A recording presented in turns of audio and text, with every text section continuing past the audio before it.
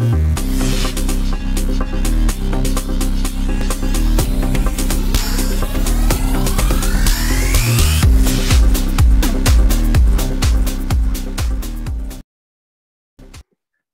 are back for segment 2 here, Talking Hats.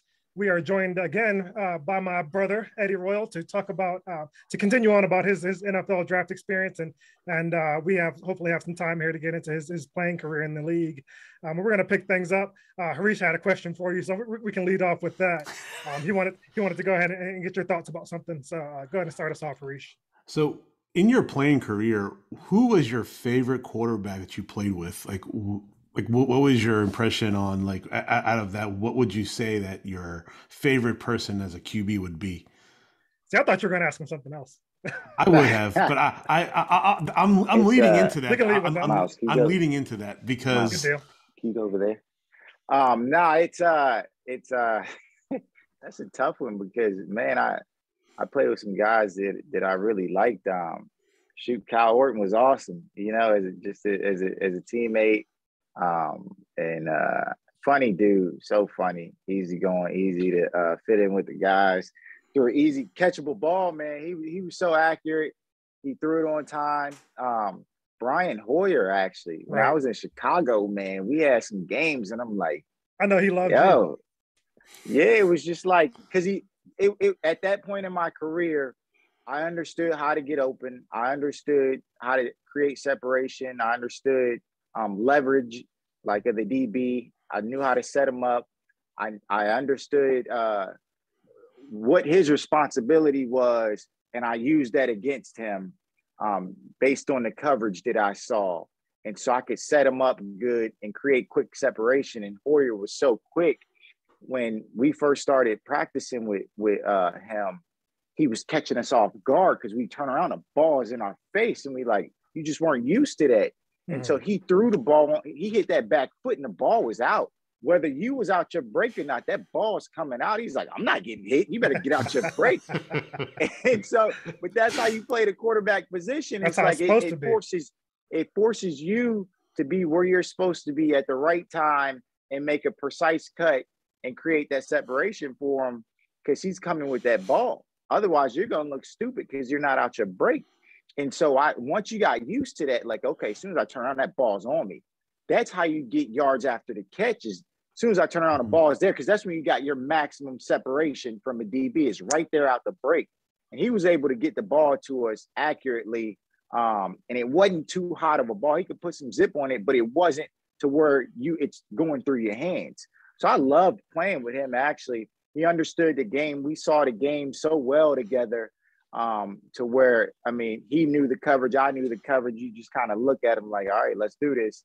And it was an easy play. And so one of my favorite games was against the Lions my last year with the Bears. And man, we lit the Lions up just because we were on the same page that entire time. And that defensive back didn't stand a chance that day. So Brian Hoyer was one of my favorite guys. Brady Quinn, loved him, like off the field, man. That dude, that's my guy. He's still my guy. Man, I knew Brady was cool because Brady's so laid back or whatever. And he seemed like the guy, like I let him date my daughter type of guy, you know. But Brady cool, man. Like he can hang with the fellas. We went to Vegas, and man, Brady, he cool, man. I saw another side of him. That's my guy. But yeah, he's an awesome dude, and he killing it on TV as well. Yeah, so definitely. But then you get into more of the guys that you're thinking like, man, Phillip Rivers was hated playing against him when I was in Denver, right? Yeah. And because you saw the fire in his eyes, you saw the competitiveness, man. Like this dude, and when you're going against him, you hate him because he's so good, and he's gonna fight to the end. Like that dude is just the ultimate competitor. But when you're on the same team as him, oh my God, bro! You talk about a leader. You talk about like you'll run through a wall for a guy. Like, man, I can't think of anybody better than Phillip. Like that dude right there. I suit up today and play for him. He said, we got a game. Come on, Eddie, we need you. I'll be out there for him. Like, he that type of dude. Yeah. Could easily be a head coach in the league, easily, and kill it. Just because, I mean, it's nothing fake about him. We spoke about it in the last segment. Like, the coaches can see, people can see when there's something fake in you. It was all authentic. When he said something, you believed it because he meant it and he felt it. Like, his work he put into it. Like, he wanted it, man. He wanted it as bad as anybody I ever played with. And so I just love playing with him. Like, his preparation for the game, man, the passion he felt for the game, for his teammates. Like, that dude, yeah, Phillips my guy. And then, like I say, like similar to Brian Hoyer, he throw that ball one time, accurate. Like, I got to San Diego in my first year. I'm like, oh my God. I was like, football is easy. No, I'm telling you, because a lot of times you get out of your break and you got to track the ball. All right, where is it? Is it high? Is it low? Is it behind me? Is it in front? Like, you don't know where the ball's going to be with a lot of quarterbacks. And so you don't know. You come out the break and you think you got to make a spectacular catch every time. And this dude, every single time I came out the break, the ball was just right there in my hands. And I'm like, how is it this easy? I was like, oh my God, like, what have I been missing? Shoot, especially and coming from what you came from your last year in Denver. I ain't gonna name no names or nothing like that. But go from that to that. That's it was a different type of quarterback play, man. And you see, like, these elite high-level quarterbacks, you see why they're so good and why they have so much success, man. They make the receiver's job so easy. And so playing with Phil, it was just awesome. Just, he recognized coverages, like, and a lot of our big plays were on screen passes as well. He would see that nickel about the blitz. He'd give me a little signal. He'd just dump it off to me, and I'd get Big King Dunlop in front of me. Big 6'9", 6'10", left tackle we had who could move. Then we had DJ Fluker on the other tackle. So either side, I was protected. They just dump it to me, and Big Fluke could move too now. Hey, he a big boy, but he'd get out there. Like, no DB want to see DJ Fluker just barreling down on him. And so it was like, man, they cleared the way for me. So we had some big plays with that. And so those guys, man, it make your job so much easier. Certain quarterbacks in the league, man, and you see, you're just like, receivers are so lucky to play with those guys because it makes it so easy on you. You just like, all I got to do is get open. That's it. I ain't got to make a spectacular catch or nothing or be great. Like, you're like, man. And so I just love that dude. And then, like I said, on top of it, the passion that he brought, his preparation. He was the first guy in the building, the last guy to leave. Like, you talk about how you want your quarterback to be, and he's how you draw it up. I mean, you're building a perfect quarterback, man. That you start with Phillip, and because he's got the makeup, he's got the passion, he's got all his teammates loved him, the defense loved him. Like, Phillip could throw an interception because it didn't matter. The defense had our back. Like, it wasn't like anybody was mad. Phil throw you something because Phil gonna take some chances. Man, he's so competitive. He'd throw an interception to a guy, and it ain't like I'm gonna shy away from this guy. It's like, nah, we gonna go at him, man. Forget this dude. We gonna go at him. So he's competitive now, and so he gonna throw some. But the defense had our backs because they messed, like, they rocked with him that much. Like, man, we got you, bro. Don't even worry about it. We get it back for you. So that was the vibe. So we all loved it. And if you had a matchup, he was gonna give you an opportunity. You drop a ball, a lot of quarterbacks won't come back to you. Feel, hey, come on now, I'm coming right back to you. I need you. He's that type of guy. So never talk down to anybody. I'm long-winded, but I remember. I love hearing this stuff. Yeah, it's good. Look, dude, I was in practice and I was coming off of a hamstring injury. It was like my first game about to play Denver, and I was trying to come back from a hamstring injury. I hurt it bad, and I was in practice, and I ran a route, and I felt my hamstring pull again, and I'm like, God dang it. And we're talking like Thursday before the game or whatever, and I'm like, oh my God. So I made a face, and I was ticked off, and I get back to the huddle, and I'm pissed off because in my head I'm trying to fight through it because I'm like, I want to play, man. I'm trying to fight through it. And so I go run a route, and my next route was like a decoy route. Like, I knew I wasn't getting the ball. And then my bad. And then Phillip threw me the ball, and I'm looking at him. I was like, I looked at him and I was like, why you throw me the ball? I got back to the house. I was like, why you throw me the ball? You never say that as a receiver. You're like, why did you throw me the ball? And then he was like, I thought you were ticked off at me. He was like, because I missed you to play before. He was like, so I wanted to get you the ball. I was like, no, bro. I was like, thank you, Phil. I was like, if that's all it takes, I'll be mad at you a lot more often. I was like, no, bro. I was like, man, I felt my hamstring pull again. I was like, that's how he was mad. He was like, oh, I thought you was mad at me. He was like, you good? I was like, yeah, bro. We good. So that was kind of funny because we were still kind of learning each other, our mannerisms and all that at that point. So he was like, shit, I was just trying to get you the ball, make sure you was happy. I was like, nah, man. So that was the thing. And going into that Denver game, I was so mad, man. Because when you do something, it's like that's what a lot of fans don't understand is that guys are dealing with so many injuries. Yeah. And you try to fight through it and you want to play Sunday like for your teammates and you want to be out there, but a lot of times guys aren't 100% and they're trying to fight through some stuff and fans don't realize that. So when a guy don't make a play, it's like, man, why didn't he get to that ball? Why didn't he catch that? Little do they know he playing with a broken finger. He playing with a partially torn hamstring. He's doing this. And that's not something that you come out and say in the public, like, yeah, I got a partially torn hamstring, but I'm going to play.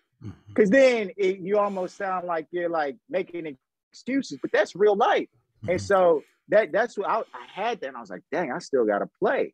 And they kicked our butt. I mean, that was the game. I was like, man, dude, I'm trying to get out of breaks. I can't get out of the break. And they came back because we were up big on the Broncos that game. And they came back. They had Peyton Manning. That defense is rolling. They talking trash. These are all my former teammates too. They talking big trash. Chris Harris had a hell of a day. Chris Harris. Yeah. I'm like, man. And me and Chris used to go at it in practice every day. I was like, ooh, this is my chance. And then like Chris, it was like, man, I couldn't get out of breaks because my hamstring, but I can't say nothing. And I'm like, oh, they kicked our butt. When Phil threw it to me, Chris jumped in front of it. I was like, oh my God. And you feel so helpless in that moment because you're not 100%. You can't like make a play when you want to. You're just in this moment of like, I'm not coming out the game because you're a competitor and you want to play it. But you're also like, shoot, I'm doing my team a disservice because I can't do nothing really. Yeah. And they kicked our butts, man. And they had a heck of a team that year, man. I think they went to the Super Bowl. Like the next couple of years, the Broncos are so good. And I was happy for those. It was tough to see because we played them twice a year. But I was happy for them dudes as well, man. They rubbed it in that game, too. I remember Wesley Woodyard in my face talking shit. I'm like, come on, Wood. But it was awesome to see them dudes having success as well. But at your expense, you're like, dang. But so that was a Philip story. I don't even know where he's at. I went on that tangent, but that dude's an awesome player. I love playing with that dude, man. Speaking about playing hurt, I don't know how much. Like I remember all this stuff. Like you played a bunch of games, so it's probably hard for you to remember small details. But your last game of your rookie season out in San Diego, as a matter of fact, you had hurt your thumb pretty bad, and you told Jay before the game, but I don't think he remembered. And so his first two passes to you were hot and high, and normally you would make those catches easy, but they came in hot. And after the second one, you were like, Jay, like, but then you go on to have 11 catches in the game. So with the really hurt thumb. So talk about that experience a little bit. It was crazy because we had played Buffalo. So we had reeled off some wins now. We had got hot for a while. Defense started playing great. The offense was rolling. I talk about Wesley Woodyard, man. He was rolling that rookie year, come in undrafted. Then there was injury. So he was a starting middle linebacker. At first, he was big on special teams, and that was my dude. Like, because I was returning punts and kicks, and I'm like, hey, Wood, make sure you hold it down for me. And it was almost like their best player. I'm like, make sure Wood is blocking this dude, so I don't got to worry about these dudes. And he was like the eraser. Like this dude was knocking people out. It was like point them out. It was like a water boy. You just point them out, he just coming and smashing people. So I was like, man, make sure Wood is out there. If I'm out there, make sure Wood's out there. Because we went through it. We were losing at first. And so Mike came into the team meeting room And Coach Shanahan was like, all right, now guys are going to have to play different roles. Like, we losing, like, we need all hands on deck. And then we in a team meet room, and he called me out. He like, Eddie. And I'm like, what? He like, all right, now you returning kicks, you returning punts, starting at receiver. He's like, I don't care how tired you get, you out there. I was like, oh, man. He was like, we need everybody. So I was like, oh, man. And so that's a lot of responsibility on a rookie's shoulder. Like, bro, you touching a ball so much during the course of a game. And like, so I was like, shoot. And you're just like defeated. The game could rest on your hands. You drop a punt, you drop a kick. Like, it's all on you. So that first game against Miami, it was before a Miami game at home. And it was like, you return all the, I don't give a damn. You ain't coming out the game. He's like, don't ask for a break. You ain't coming out. I'm like, God. So I'm trying to juggle all this. And so we get out there, and I don't know if you remember the long kick return against Miami. Yeah, I did kick return, right? Yeah. Kick return. And almost scored. I cut back. It was one of them. I ran to the side. Yeah, you asked me about it after the game. You said, if I would have kept that way, could I have scored? And I was like, probably. right. And so I ran, and then it was like, you will grow up watching Barry Sanders and you was watching Reggie Bush. It was in cutback moments. I was like, yo, this is my moment. Look, I cut back, I'm running. Then I had the ball like this. I was doing my Deion. Look, I'm like, I'm about to score. And so, look, I think I remember Deion doing a highlight. And he was like, yo, if you carry the ball like this, man, you got to score. Right there. Because I was in the open. I was like, I'm going to score. I did not score. It was like a 90-something yard kick return. Yeah. Hold on, buddy. Hold on. I didn't get caught or nothing, but I was cutting back, and so I made it to like the 3 or something like that, right? Yeah. And I just fall out after that. I'm like, oh my God, right? First, I'm ticked off that I didn't score, and then third, I'm like, I'm so tired. But then fourth, I'm like, come out the game, like. Like, I remember Coach Shanahan being like, you can't come out the game. Look, so I get up. I'm like, oh my God. I get up and I'm just like this. Everybody think I'm like mad about that I didn't score. I was a little bit mad, but I was also like trying to get my life in order. Like, I got to stay in this game. And that altitude too. Yeah, and the altitude. And so I get up. Hold on, buddy. So I get up, and then I like put my head up, and I'm like, oh my God. And I think it was Sammy Parker. Like one of my teammates is running on the field. Like, he just ran out there. The coaches didn't send him out there. He just ran out there. And I just ran. Like, I was so tired, but I came on the field. And on the sideline, I kind of like look up out of the side of my helmet, and I just see Shanahan just eyeing me. It's like, oh, God. Right? So we're on like the 3-yard line. We like ran at, I'm like, we just gonna run the ball. We had Michael Pittman, his big butt. I'm like, he gonna get in. We run the ball or something. He gets stopped. So I look up, and Shanahan looking at me still. He like, put your butt back in that game. Look, so I run back into the game, and I'm dead tired. And they call a play, and it was a pass play. I was like, God, really? Like, and I'm like, are you kidding me? And it was a drive route. So I just like a sprint across the, and I'm like, oh my God. And I'm just looking, and I'm looking at Jay. I'm like, don't throw me the ball. Like, it was just one of them moments. Like, I'm probably gonna drop it, bro. Don't throw me the ball. And like, I run the slowest drive route of my life, right? And so normally you clear it out. And so I'm so tired. And Jay, he's looking out the side, and then he finally like gets back across the progression, and he sees me, and I'm running so slow. I happen to be in like the middle of a zone, and I just kind of like stopped. I was like, I'm done. My body like shut down. And then he just threw it to me, and I caught it, and I was like, oh my. And I just collapsed, and I'm like, I don't know how I fell into that touchdown, but I was like, all right, I'll take it. Yep. I couldn't celebrate or nothing. I'm just like, take the ball. Like, I was like, give me some oxygen, give me an IV. I was like, man. I don't think I did anything for the rest of that game. Like, I don't think I had to catch the rest of the game. I was just so done. Yeah. And so that was that moment. I don't even know where we was going with that, but yeah, that happened. What was the original question? Whatever y'all was at. Dude. It was about the last game in San Diego when you had 11 catches. All right, yeah. And so playing hurt. Shoot, I don't care where it goes. I love these battle stories because we don't get any of that stuff watching the game. Yeah, I know. Hold on. We don't know what's going on in the player's mind, any of that stuff, any of these backstories. I love hearing this stuff. We don't know anything about it. Yeah, because the physical tone it takes. Because if the coach is like, you're gonna play every single down. I don't care what you do, even after a 90-yard we don't know kickoff. That stuff. We don't know any of that, and how it affects your butt. Because we're like, why is he not playing? He should go in. Right. You know, the normal fan. But this is good insight because now people can be like, you know what? Like it takes a lot out of individuals because they're going 150% every single play, and it takes a tone. And like trying to come out for even a little bit of oxygen is hard. Right. And so, hey, can you turn that down just a little bit, buddy?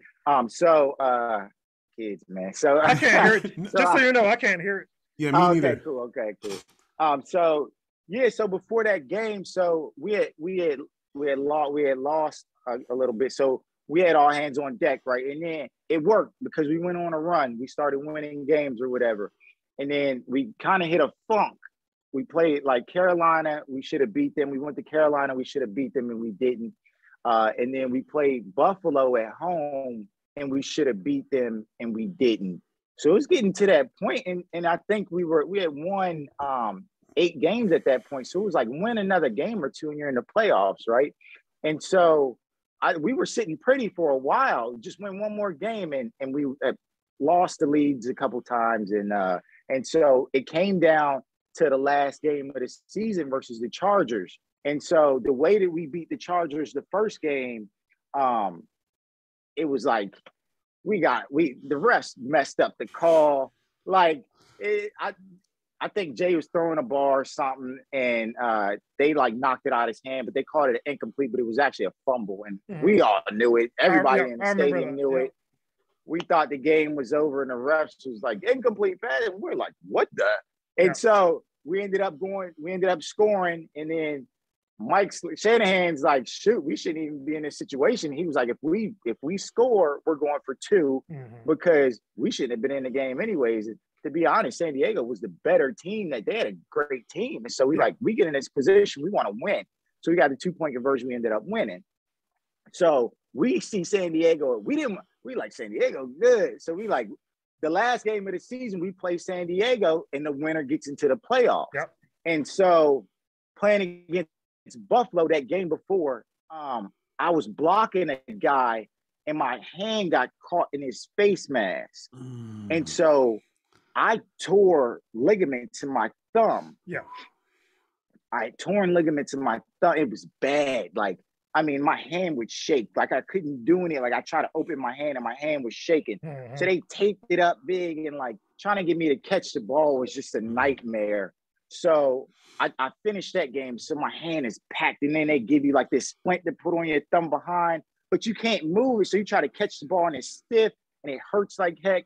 And so I was dealing with that. And I had already torn ligaments in this thumb, the other thumb, because somebody threw the ball so hard, right? And I was like, man, I had already had torn ligaments.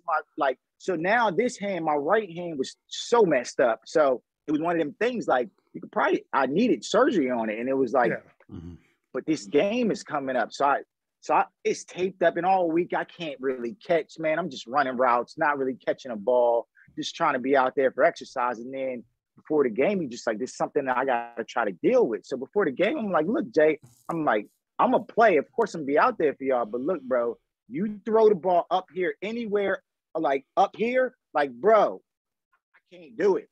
Like, I was like, so keep the ball. I told him, I was like, keep the ball from here below so I can body catch everything. Because I was like, I don't stand a chance. I was like, and so it's one of them games you got to win. It was a night game in San Diego. It was one of the first third downs in the game. And I run a route and Jay throw the ball over my head. And I'm like, I see the ball coming. I was like, Lord, I'm like, what are you doing? So I like, you got to make an effort. So I go up and try to catch it and the ball goes through my hand. And I'm like, dang. And everybody looking at me because even some of your teammates don't know what you're dealing with. And so they kind of looking at me like, Eddie, what's going on? Is Eddie nervous? Is he like, what's going on? And so drop the ball. And then I'm like, yo, I don't even really say nothing to Jay at that point because I'm like, all right, you don't know, maybe it sell high on because we talked right before the game. I'm like, and all week he knew. So I was like, we good.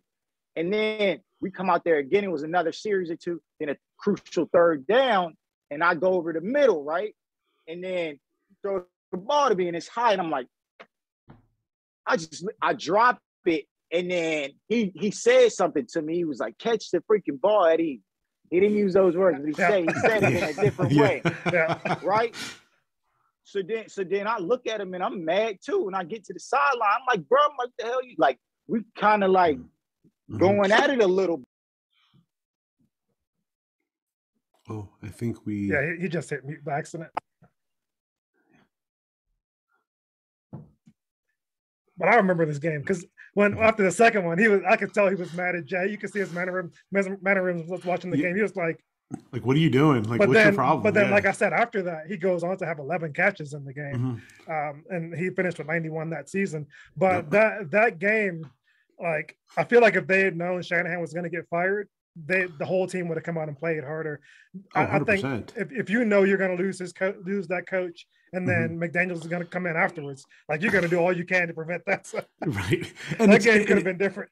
100%, and it also kind of gives an insight of like the injury stuff that even the players would go through, and they don't say a lot of things because they want to play, they want to put everything on the line for their teammates. So it's a good insight, and the casual fan doesn't understand that. Like they think, it went through his hands, or he dropped it, or some bogus boneheaded comment that they'll make, but they don't understand what they put their bodies through day in and day out.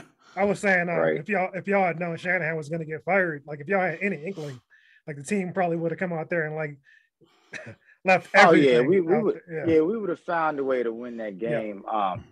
And you know what made it worse though? I think because it was a third down and I dropped it, right, and you go to commercial break and the TV camera zoom in on the quarterback, like catch the effing ball, right? And so what they don't know is. We get to the sideline and I'm like, yo, we haven't talked, like we going at it a little bit. But then it was one of them, I'm like, bro, I told you don't throw the ball above my head. Like I can't catch. Like, what's wrong with you, bro? So we going at it. He was like, I forgot. Like my fault. One of them, like it really, you got a lot going on in your head as a quarterback. You're making checks and all. So he like, my fault. So that was one of them. He put his arm around me like, I got you, man. My bad. Like, hey. And then from then on, like you said, I had 11 catches or whatever that game. He put it there. Yeah. It was like he just needed the reminder, but everybody think like, man, I don't like that guy. He said that to you. They didn't see what happened on the sideline though. Is that happens? You go at it, but then you cool. We was cool. He put his arm out like, I got you, man. We get it right. We get it right. And so that was the thing of like, it wasn't no beef. It was just a misunderstanding. And so that was the thing, like them torn ligaments, man. I even had one that. I dropped that second one in their middle linebacker on the Chargers. He was like, dang, Eddie, what's wrong with you, bro? He was, and the way he said he was really concerned. Like, man, you make that catch all the time. He like, you all right? And then he was like, come on, bro, you better than that type of deal. Yeah. And I was like, dang. I was like, man. I was like, okay, that's what's up. Because it almost woke me up. When you see a guy going through a slump, nobody like to see a guy playing bad or having a slump. It was one of them like, I don't want you to beat us, but I know you're a better player than this. Right. So that type of deal. I was like, dang, I got to get it together.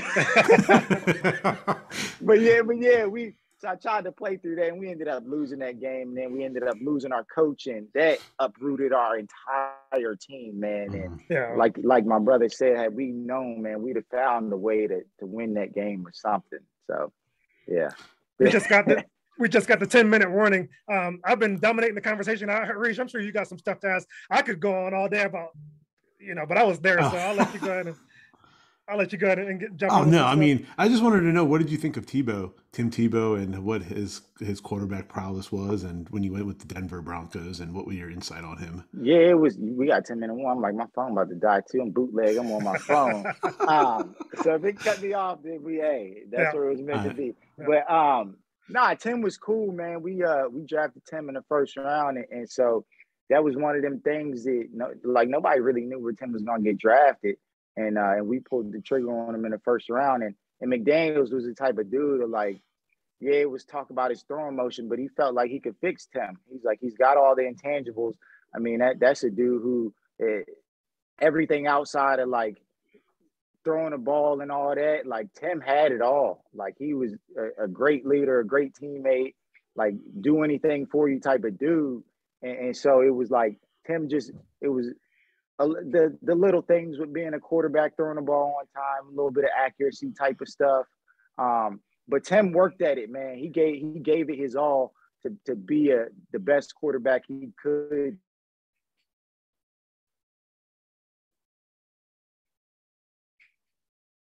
be. And ideally, it was hard to learn, man. It's tough on a rookie quarterback with high expectations to come in and learn that offense with so many checks and so many different things. Yeah. But Tim was able to get in there and manage it. And he was able to play his type of ball, which is kind of run around. Like, I'm not going to hit you on my drop. Like I talk about Brian Hoyer, he hit that and it's coming out. Like, that's not always Tim. Tim going to get back there. If he don't like it, he like, I'm going to move around a little bit. And so that worked out for us. We went on a run that way. And Tim made some throws and some playthrough for 300 yards against the Steelers, and we beat them in that playoff game. Yeah, in that game, he made the best throw I've ever seen in my life. And it wasn't that overtime throw to Demaryius. It was that touchdown pass to you. In that Steelers game. That's the best pass I ever saw him throw.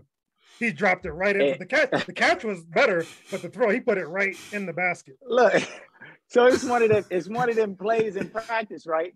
You practice it, and every day in practice, you wide open because the DB, you tell him, hey, jump the slant, right? Uh-huh. I'm telling the guy, I'm like, I'm going to run this route, jump the slant so I can get it, so they can call it in the game, because if it don't work in practice, they not calling it in the game. Yeah. So I'm like, bro, bite on the slant. I'm telling them, man, bite on the slant, right? Boom, I'm wide open every day in practice, right? Uh-huh. So we get into the game, and I see the coverage, and I'm like, I'm not getting this ball. The DB's off. He's like way off. I run a slant route. This guy don't bite on it. I'm like, it's nothing like in practice. I run it. I give it my best fake. I come out of it. The guy's like 10 yards back. And I'm like, oh, my God. So I just start running. For the love of the game, I'm just running. And then I don't know why I didn't look like I looked back, because it's just you're ingrained to look back for the ball, right? Yeah. I look up, and I see the ball coming. I'm like, oh, my God.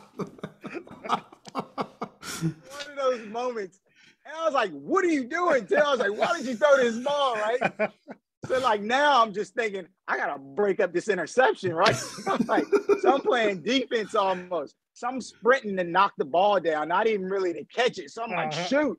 And I see the safety coming over top. I'm like, I'm gonna get knocked out while I'm trying to bat down the ball. So I sprint, I put my head down, start sprinting, I look back up, and then a ball just like falls into my lap, and I'm just like, I like closed my eye. It was crazy. It was crazy because when you about to get hit, like a big hit, and I felt the big hit coming, you kind of close your eyes. It's not like you're scared type of thing. It's just a natural reaction, right? Yeah. Yeah. So I kind of like closed my eyes and embraced it. I just threw my hands up in a way. And the DB like had my like left arm kind of. So I just like pinned the ball to my chest. Like I just felt something. I'm like running with my eyes closed, and I felt something hit my body, and I just stuck my arm out. And it was the ball. I didn't know if it was his arm or the ball, and I just had the ball, and I hit and I get up, and I'm like putting on my best impersonation, and like I caught it, like, because I'm like, God knows I did not catch this ball. It's like, I know I didn't fall to the ground with it, so I just got up and played it off. I'm celebrating, and then they're like, everybody's like, did you catch it? I'm like, shit, I don't think so. But they'll act like I did, right? And I'm like, I know my feet weren't in. Like, there's no way. It was like, and so I have no idea. I think my knee was in bounds or something. And your butt like, was your knee and your butt. Yeah. Yeah. And so it was like, I don't know how I held onto that ball. My eyes were closed. Like I pinned it to my chest. I got hit by like 2 or 3 people. I was like, and then I get to the sideline. I'm like, Tim, why did you throw that ball, bro? I was like, I was double covered. He's like, we worked on it all week. I was like, yeah, but it was covered, bro. But Tim, hey, you got to know, Tim gonna throw that ball, man. You work on it, he gonna throw it. So he gave me a chance, and like I was like, hey, it worked out. So you talk about getting lucky, like there was no skill involved in that. It was all luck. I was like, man. But nah, Tim, he was an awesome teammate though, man. Like you talk about, he was a football player. You know, some guys they're quarterbacks. You know, they get back there, they throw the ball. Tom Brady at court. Tim was a football player. Mm-hmm. Yeah. But Coach, we still see Coach out here in town sometimes out at his restaurant. I ran into him one time when he was with the formerly Redskins back then at Reston Town Center. I was asking him about you. He said his biggest regret was not getting you there in Washington with him. It would have been nice to see that work out. But yeah, your career in Chicago, you linked up with Jay again out there. Y'all had some pretty good games. Unfortunately, injuries cut short both years out there. Kind of getting into the broadcast game now. What do you got lined up? What are you thinking? Well, Harish wanted to know. He was asking, but in the break, he was asking me if you were thinking about maybe getting into coaching at some point here. And I know you had done some work with a team in the this past off season. So what do you think about that going forward? Yeah, so I did. I went up to the Eagles and did like an internship deal with them for training camp, and I got to see. I was hands on with that. I was in every meeting. I did everything. My guy Nick Sirianni is the head coach up there. He did a heck of a job this year. Should have been coach of the year, man. He did it, man. He surprised a lot of people with that team with injuries and everything. He kept them together. Yeah, he did, and so I was able to use my receivers coach at the Chargers. And so we had talked about coaching when I was with the Chargers. And so he got that head coaching gig and we talked and he was like, man, just come down, check it out. You don't got to stay the whole time. Just see if you like it. And I went down there and man, I loved it. I tell you what, I loved it. Just being around the guys, being in the locker room again, like the camaraderie of it all, like working towards a goal, like training camp sucks for everybody. And you all hate it, but you're doing it together, right? 2 minutes. So that makes it makes it easier. And so the hours though, man, I don't know about them hours, bro. Like if they went a little easier on them hours, I could probably do it. But like you really gotta love it to coach. So anybody that's out there coaching, they really love ball because the hours you put in, you really gotta love the game to sacrifice that amount of time away from your family. And doing the things that you could be doing with your free time. So those guys put in a lot of time and effort. And so when teams are losing games, it's not due to a lack of effort because every coach is putting in the hours and the time to try to put their team in the best possible situation and win. But I love coaching, just being around the guys and being like a mentor to guys like that. That's a dream of mine to just help mold younger guys and younger men and teach them some of the stuff that I learned throughout my playing career to try to help them with their career and even stuff outside of life, how to handle certain things off the field as well. So I love my time there and I wish there was a way to work it out to where I could do some coaching. We got about 30 seconds. I want to go ahead and give you a thanks before we get cut off. Just thank you it means the world to me, you jumping on with us. Thank you so much for that. Harish, you got a last word before we get cut off here? We got like 20 seconds. Sorry. Thanks a lot, Eddie. It means a lot for our small podcast to grow and to come on and, to take your time. You have a really busy schedule. So we just want to say thanks again and welcome anytime. Just call us. We're always there. So. And give Ola a quick shout out too before we get cut off. Yeah, I know my boy Ola Adams just got a job with the Denver Broncos, defensive back coach out there, and he's doing big things, man. I'm proud of him. So yeah, go Broncos.